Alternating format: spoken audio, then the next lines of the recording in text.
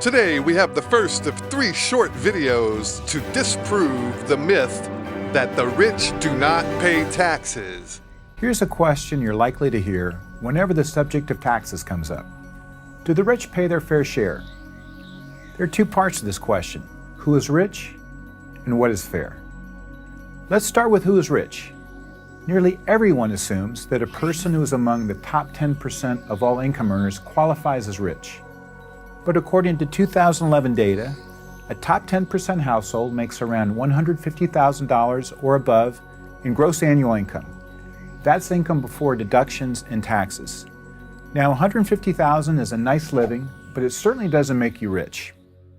Okay then, what about the top 5%? You get into this percentile if your household makes around $190,000 or above. That's a nice bump, but it hardly puts you in the rich category. How about the top 1%?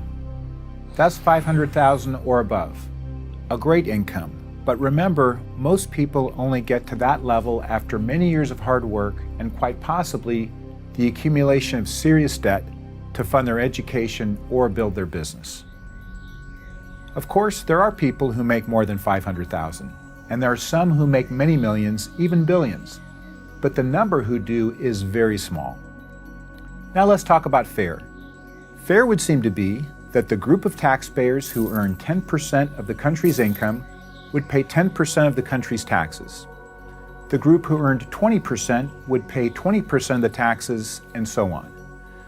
But what if I told you that according to IRS data, the top 10% of all earners, the people making $150,000 and above, pay 71% of all federal income tax while earning only 43% of all income.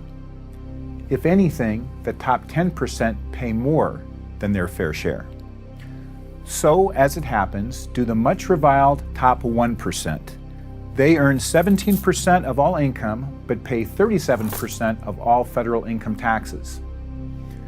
And what about those at the other end of the income scale, the lower earners? Are we squeezing them? Hardly. Those who make $45,000 or less, 47% of all earners, pay little and often no income taxes.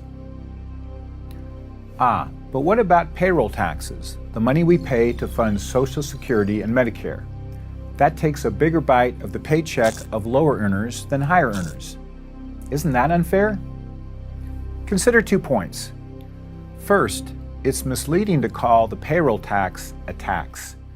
It's really an insurance payment that guarantees we receive Social Security and Medicare after we turn 65. Second, the benefits we receive from Social Security are capped, no matter how much we have paid in. This means that the payroll taxes of high earners actually help subsidize the Social Security and Medicare benefits that low earners receive at retirement.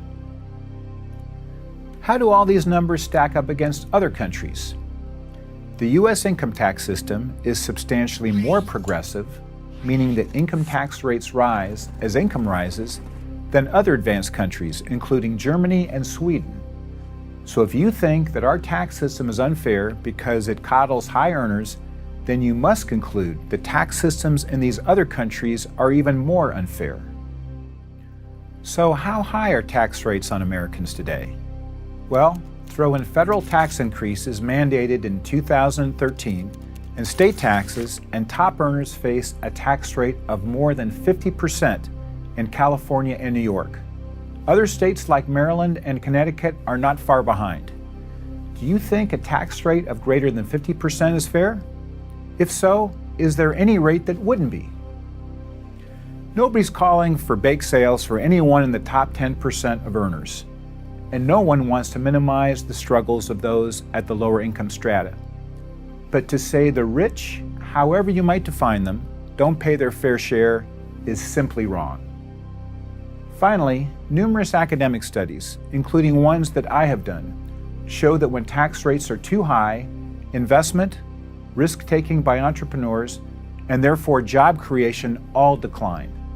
And when that happens, it's the poor who suffer, not the rich. The rich do fine. It may feel good to take even more money from the top 10%, but it doesn't do good, and it sure isn't fair. I'm Lee Ohanian, professor of economics at UCLA for Prager University. One down, many to go. Until next time, remember, do not be the fool that believes the myths just because you've always heard them.